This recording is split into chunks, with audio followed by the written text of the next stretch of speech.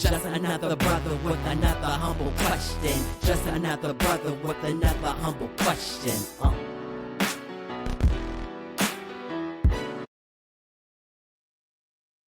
Welcome to A Brother with Questions. I am your host, B. Period.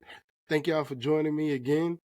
Please like and subscribe to the channel. YouTube, Facebook, TikTok, Instagram, Spotify, Castbox. Just let us know you're listening, man. And when you go now, make sure you not only like and subscribe, but share it. Tell somebody else about the program. Let somebody else know what you find interesting.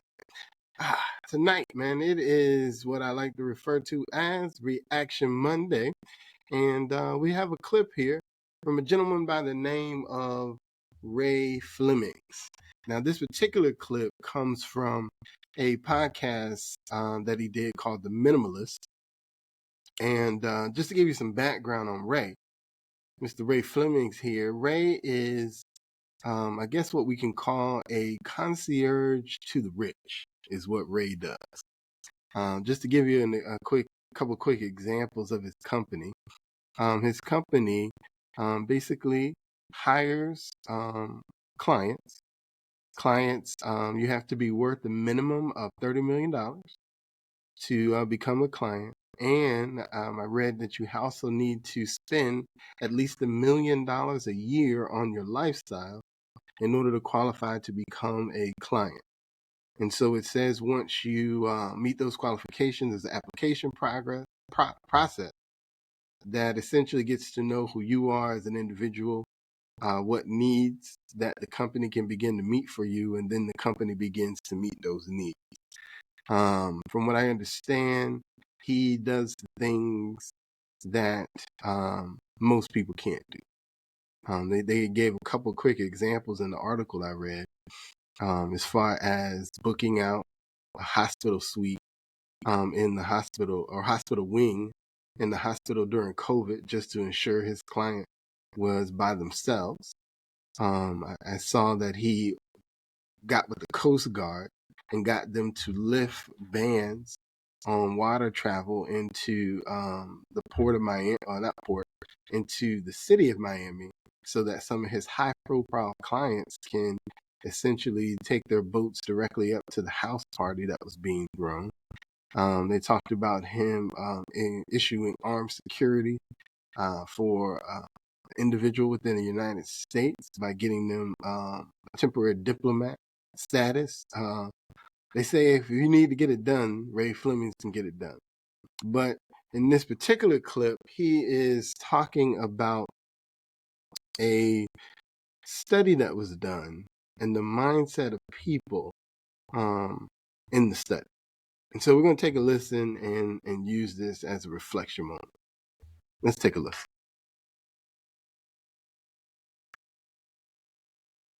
Two professors did a study, and the study went something like this. They asked the research subjects a simple question. The question they proposed was, you're looking for work, and you have two job offers. Okay? Job offer A is going to pay you $100,000 per year, but your coworkers will make $200,000 a year. Job offer B is going to pay you $50,000 a year in a company where your coworkers make $25,000. So I'm going to stop right there. Which option do you choose? I'll tell you mine once we get to the video. But which option would you choose as a worker? Would you take option A, where you make $100,000 and your coworkers make $200,000? Or would you take option B, where you make $50,000, but your coworkers make $25,000 a year? Put it in the comments. Which option are you taking? Are you taking option A, $100,000 for you, $200,000 for your coworkers, or are you taking option B, $50,000 for you, $25,000 for your coworkers? Let me know in the comments, man. Let's keep going. Let's see what the study said. The professors found that fully 50% of Americans choose job B. It's actually at the heart of a lot of what's wrong in America. So the study says 50% of y'all are going to choose option B. That's interesting to me. 50% would choose option B. You make 50, your coworkers make 25. Let's keep going. It's almost over. Because these people don't want to do better themselves. They actively want someone else to be doing worse than them. It's not about them making more money. It's about, well, that person makes more. They're concerned about what other people are making and not what they're making themselves. There it is.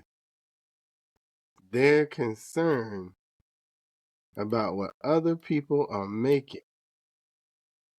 They're Worse concerned than about what them. other It's people not are about making.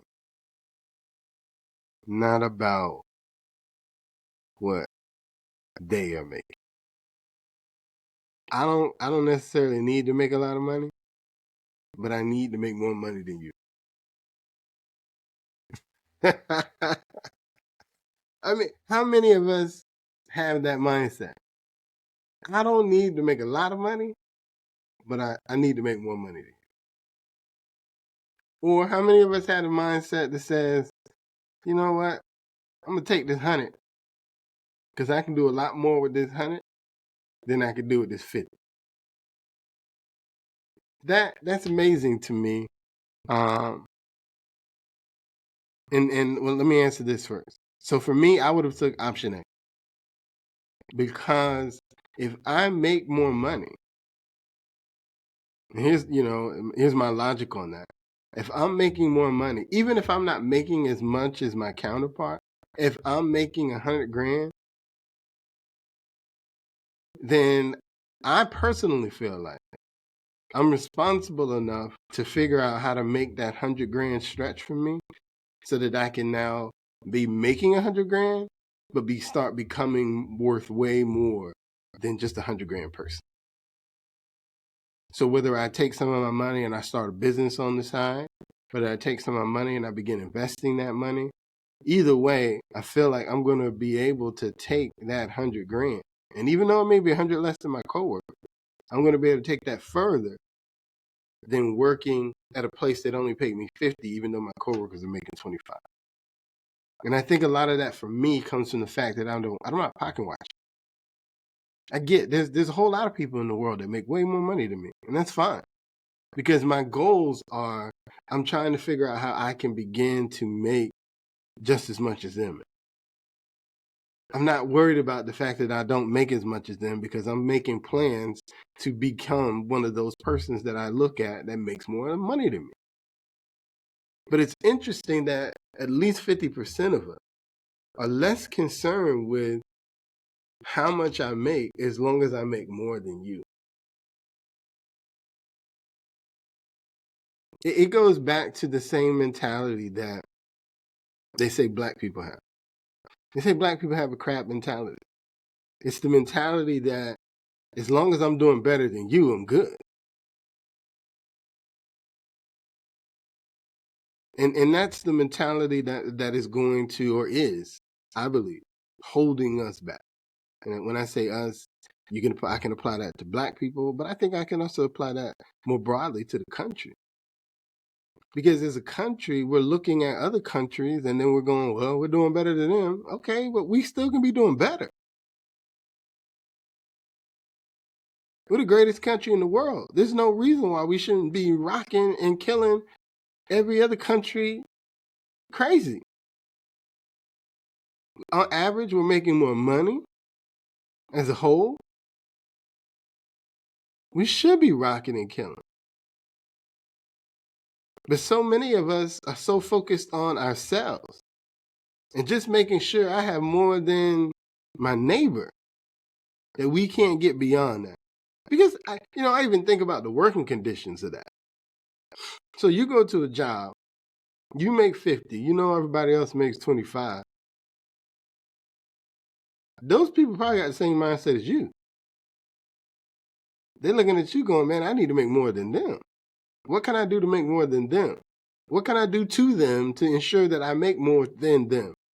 And so the conditions that you're working under are harsh because it's a crab mentality. Everybody's fighting and fighting and fighting and fighting each other just to take over your spot so that they can be number one. But let's look at the other situation. If I'm the low man on the totem pole, right? I make 100, everybody else is making 2. Number one, we're all making a great salary. So let's start there. Every single one of us is making more than minimum wage. Every single one of us is in the 6-figure mark. And remember, there's only 10% of our country that does that. So already we're in the top 10%. And so the opportunities that I'll get in that circumstance, because people aren't fighting to be me. You see what I'm saying? They're not fighting to be me. They may even look down on me on some levels, and that's okay because I like being the underdog. I like being the one that you don't think is going to make it. I like you thinking that you got more than me simply because my salary is a little bit less. I don't have a problem with that. I actually thrive in those circumstances. I love that. But my money gives me way more access to the world. And I think that's one thing we have to learn is that it's not where you are. It's what you do with what you have. Because if you do great things with the things that you have, then you can become greater than where you start. I talk a lot about the Bible. And one of the things the Bible talks about is being a great steward of what you have. The God talks about wherever you're at, I expect you to give a tithe.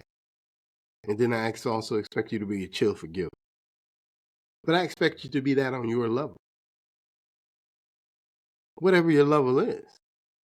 And then if I can begin to trust you on your level, then I begin to understand that when I release you to a higher level, I know that I can trust you there too. You think about Job. Job, they say, was one of the richest people in the world at the time.